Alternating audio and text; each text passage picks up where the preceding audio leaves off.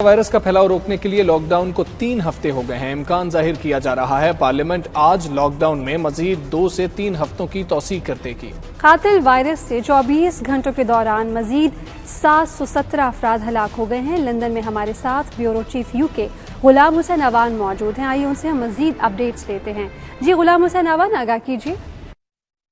جی بالکل، برطانیہ میں آج 3 ویک جو ہے وہ مکمل ہوئے ہیں، جو کہ لاک ڈاؤن کیا گیا تھا 23 مارچ کو، اور آج جو ہے وہ برطانیہ کی کیبنٹ جو ہے وہ اس بارے میں اس کو ایکسٹینڈ کرنے کے بارے میں جو ہے وہ غور کرے گی، اور امکان ظاہر کیا جا رہا ہے کہ مزید جو ہے وہ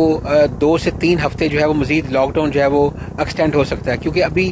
UK کے اندر جو ہے وہ کورونا وائرس سے ہلاکتوں کی تعداد بھی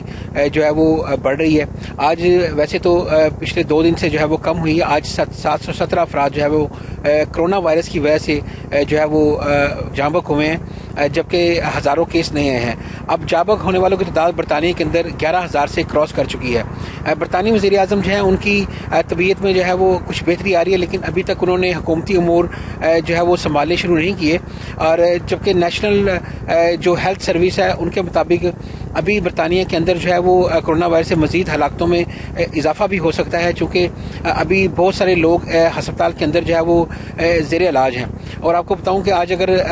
برطانوی کیبنٹ نے جو ہے اس کے لاک ڈاؤن کے اندر مزید ایکسٹینڈ کیا، تو اس سے جو ہے وہ جو برطانیہ کے اندر بے روزگار ہیں ان کی تعداد میں جو ہے وہ اضافہ بھی ہو سکتا ہے، جس سے جو ہے وہ گورنمنٹ مختلف ریلیف پیکیجز کا اعلان کر رہی ہے تاکہ جو ہے وہ لوگوں کی مشکلات کم کی جا سکیں۔ جی